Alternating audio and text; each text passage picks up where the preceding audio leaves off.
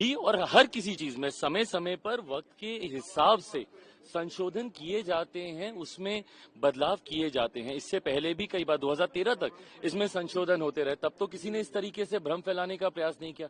आज जिस तरीके से भ्रम फैलाया जा रहा है कि ये मुसलमान विरोधी है, असंवैधानिक है, सोचिए भारत की संसद में ये लोग कह रहे हैं कि कोई असंवैधानिक चीज आ सकती है। इतनी प्रक्रियाओं से गुजरने के बाद ये सिर्फ झूठ बोल बोलकर एक परसेप्शन बनाने का जो ये लोग प्रयास करते हैं, जो संशोधन हुआ है वो इसको और मजबूत करने की सोच के साथ किया गया। इस कमेटी में हर दल के सदस्य बैठे थे, मेरी पार्टी के सदस्य इसमें मौजूद थे, अरुण भारती जी। इसमें जो बदलाव किए गए हैं इस सोच के साथ किए गए हैं कि कैसे इसको और शक्तियां प्रदान की जाए और ऐसे लोग जिनके साथ संभवतः अन्याय हो रहा है कैसे उनको न्याय दिलाया जाए। आज अगर इससे किसी को तकलीफ है या होनी चाहिए, ये वही लोग हैं जो इसमें भ्रष्टाचार करते हैं, ये वही लोग हैं जो गरीब मुसलमानों से उनका हक छीनते हैं या उनको हक नहीं देते, या जो महिला मुसलमानों को आगे आने से रोकते हैं। उन लोगों को जरूर इन संशोधनों से तकलीफ होगी। आज की तारीख में जो सकारात्मक संशोधन किए गए, भाई शुरू में हम लोगों को भी इश्यूज थे, कमेटी में हम लोगों ने भी अपनी बातों को रखा, पार्टी की तरफ से सुझाव दिए गए, पार्टी की तरफ से जहां पे जरूरी बदलावों की जरूरत महसूस हुई उसको हम लोगों ने किया। विटनेसेस के तौर पे कितने ऐसे मुस्लिम संगठन हैं जिनको हम लोगों ने खुद बुलाया, वहां पे उनकी बातों को रखा और जितनी जायज बातें हैं उनको हम लोगों ने स्वीकारने तक का काम किया।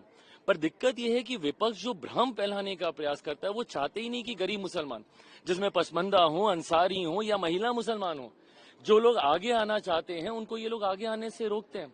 इससे पहले भी सीए के वक्त क्या हुआ था, यही भ्रम फैलाया गया था ना, देश भर में एक आगजनी का माहौल खड़ा कर दिया था। ये पुरानी संसद में मैंने खुद लोकसभा में खड़े होकर मैंने कहा था कि समय बताएगा आने वाले समय में कि भैया कौन से मुसलमान की नागरिकता छीन ली गई। एक नागरिकता देने वाले कानून को नागरिकता छीनने वाला कानून बनाकर बताकर इन्होंने देश भर में आगजनी का माहौल बना के रखा। विपक्ष ने मुसलमानों के बीच इन्होंने भ्रम फैलाने का काम किया, आज फिर से वही चीजें कर रहे हैं। ये बात ये लोग समझ लें भैया, लोक जनशक्ति पार्टी में अपनी बात मैं कर रहा हूं और मैं व्यक्तिगत तौर पे भी अपनी बात करूं, मैं रामविलास पासवान का बेटा हूं। उन्होंने अपनी पार्टी को खत्म कर दिया 2005 में कि एक मुसलमान मुख्यमंत्री बने। उस वक्त क्यों नहीं विपक्ष का कोई सामने आया? आज राजद के नेताओं को इतनी चिंता हो रही है, कांग्रेस के नेताओं को इतनी चिंता हो रही है, क्यों नहीं उस वक्त 2005 में बिहार में इन्होंने पहला मुस्लिम मुख्यमंत्री दे दिया? मेरे नेता ने अपनी पार्टी को खत्म कर दिया, जिसके पिता ने अपनी पार्टी को खत्म कर दिया। मुसलमानों के लिए उस पे तो उंगली उठाई जाती है, उससे नाराजगी भी जताई जाती है। आदर्श मदनी साहब, ये तमाम तरीके के जो ऐसे लोग हैं, ये लोग मुझसे नाराजगी जता रहे हैं, पर संरक्षण किसका कर रहे हैं? जिनके बारे में 2006 सच्चर कमेटी की रिपोर्ट कहती है कि मुसलमानों के हालात क्या हैं देश में। कौन था 2006 से पहले? कांग्रेस समर्थित सरकार है केंद्र में।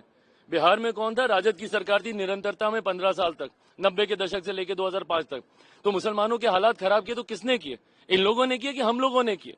और आज आप हमसे सवाल उठा रहे हैं, हमसे नाराजगी। जो विपक्ष आपको भ्रमित कर रहा है, जो आगजनी का माहौल बना रहा है, सीएए को लेकर देश भर को इन्होंने जलाने का काम किया, किसकी नागरिकता छीन ली गई, आज वही भ्रम फैला रहे हैं। क्यों? क्योंकि वो लोग चाहते नहीं है कि जो कमजोर मुसलमान है, जो गरीब मुसलमान है या महिला मुसलमान है, उनको आप आगे आने दें।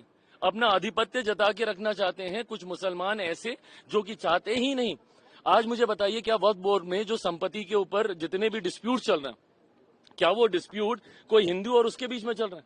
उसमें मुसलमान भी शामिल है भैया। वक्फ और मुसलमानों की संपत्ति के बीच में चल रहा है। ऐसे गरीब मुसलमान जिनकी संपत्ति को जबरन हथिया लिया गया है, वो कहां जाएंगे? उसमें तो क्लॉज में यहां तक भी कहा गया है कि सीमित विषयों के ऊपर मामला कोर्ट में जा सकता है। क्यों सीमित विषयों पर? अगर वो गरीब मुसलमान है, क्या वो कोर्ट में नहीं जा सकता?